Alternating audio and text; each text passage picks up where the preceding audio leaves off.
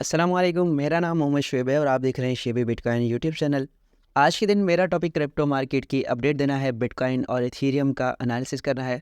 साथ में बीटीसी की मंथली और क्वार्टरली क्लोजिंग हो चुकी है, इसको डिस्कस करेंगे। और साथ में यूएस की गवर्नमेंट जो है वो शट डाउन होने जा रही थी, तो उस शट डाउन के बारे में बात करेंगे कि क्या डेवलपमेंट हुई है और रिसेंटली क्या अपडेट आई है। सबसे पहले यहाँ पर बीटीसी का चार्ट मेरे पास मंथली के टाइम फ्रेम में ओपन है। और यहाँ पर मंथली के टाइम फ्रेम में जब सितंबर का महीना स्टार्ट हुआ था, तो सितंबर का महीना स्टार्ट होने के बाद हिस्ट्री ये रिपीट रही है। यहाँ पर हमने आपको ये भी चार्ट भी दिखाया था कि यहाँ पर हिस्ट्री में हमेशा मोस्ट ऑफ द टाइम सितंबर के महीने में बीटीसी जो है वो नेगेटिव रहा है। लेकिन यहाँ पर अगर देखें तो अभी जो है बीटीसी ने एक्सपेक्टेशन के ख़िलाफ़ जो है गया बीटीसी, और बीटीसी ने अपनी ग्रीन क्लोजिंग की 3% के अकॉर्डिंग।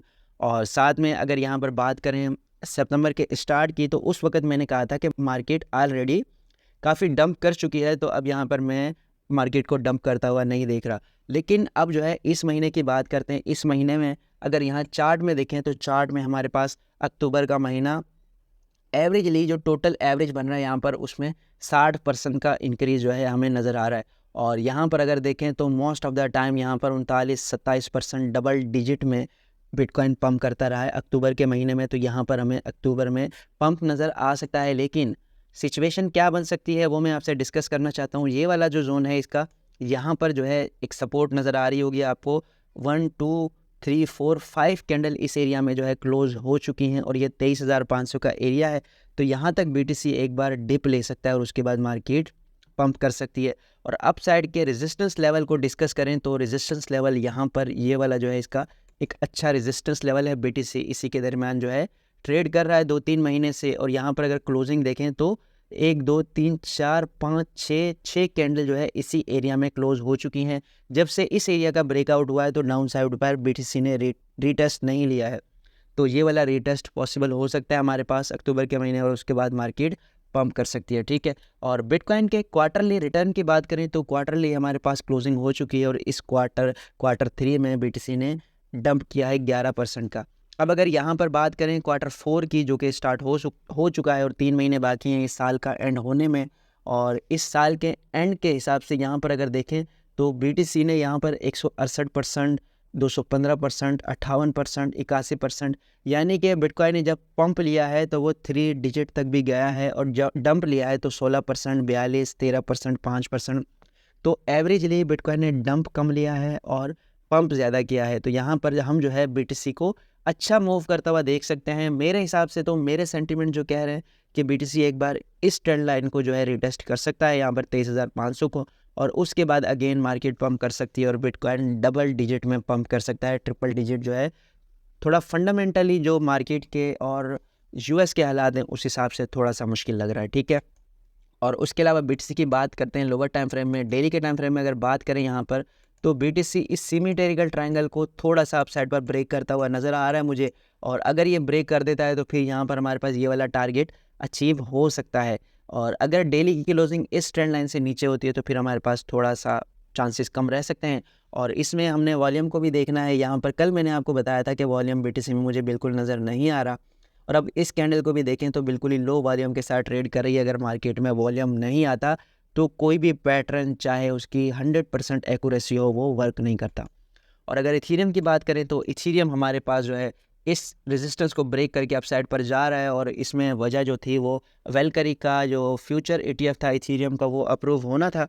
उसके बाद यहाँ पर इथेरियम के हवाले से न्यूज़ है कि आर्टिफिशियल इंटेलिजेंस ने ये न्यूज़ दी है कि इथेरियम का जो हैकर था, जो कि FTX से इथेरियम हैक किए थे, जिस हैकर ने उसने जो है अपने इथेरियम मूव किए हैं, तो इस वजह से भी इसमें पैनिक सिचुएशन क्रिएट हो सकती है। फिलहाल ये अपने रेजिस्टेंस जोन पर है। अगर इसको ब्रेक करता है तो फिर नेक्स्ट हमारे पास रेजिस्टेंस 1750 की होगी।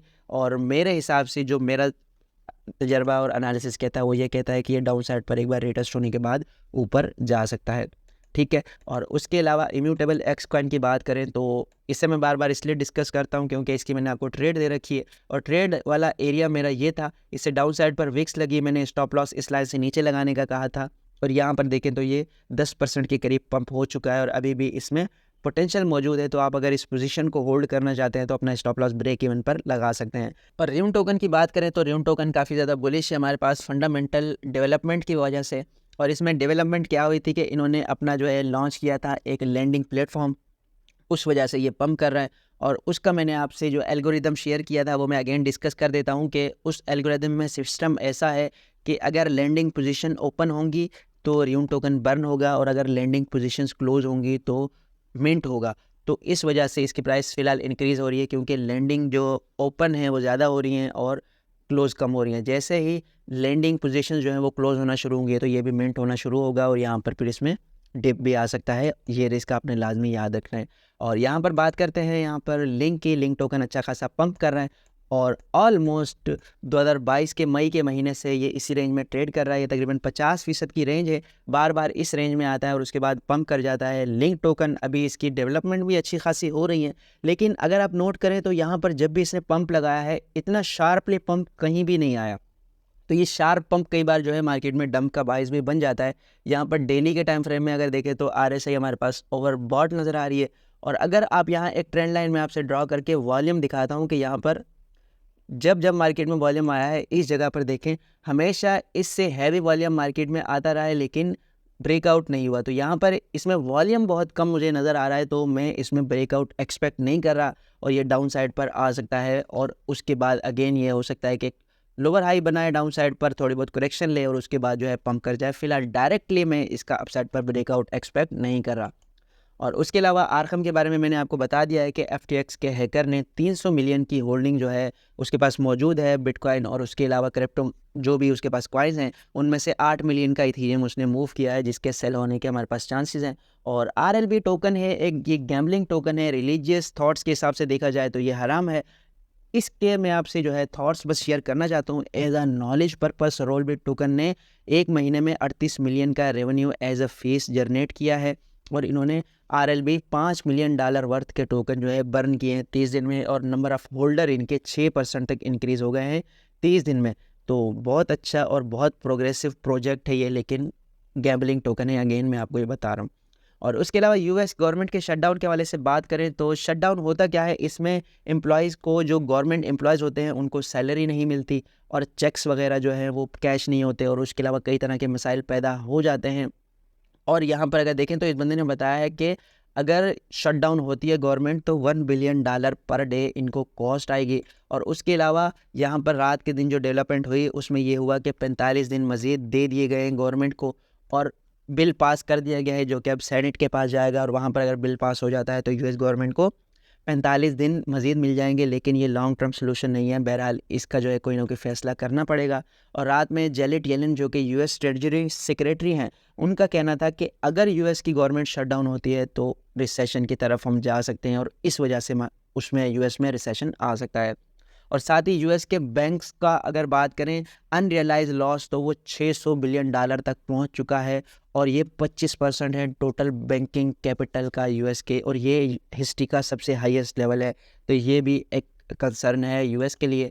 और साथ में मेजर अपकमिंग इवेंट्स है अक्टूबर के, यहाँ पर आप देख सकते हैं ये सारे टोकन्स के नाम हैं, और ये इनके शॉर्ट नेम है, ये इनकी प्राइस है, ये इनकी परसेंटेज है 1 मंथ की, और ये इनके इवेंट्स के डेट हैं, और आप इन इवेंट्स के अकॉर्डिंग आप इनमें एंट्री या फिर एग्जिट ले सकते हैं। और टोकन अनलॉक की बात करें तो आज के दिन जो अनलॉक होने वाले हैं उनमें अकाला नेटवर्क 1 इंच टोकन है, इन दोनों की सप्लाई अनलॉक होने वाली है। अकाला टोकन की $1.34 मिलियन वर्थ के टोकन अनलॉक होने वाले हैं, और 1 इंच की कम है $4000 के जो है लॉक होने वाले हैं। उसके अलावा यहाँ पर फर्दर मज़ीद हैं जो कि पूरे महीने में अनलॉक होंगे, वो फर्दर मैं आपसे शेयर करता रहूँगा। तो ये थी आज की वीडियो। उम्मीद है कि आज की वीडियो भी आपके लिए इन्फॉर्मेटिव रही होगी। मिलते हैं अपनी नेक्स्ट वीडियो में। अल्लाह हाफिज़।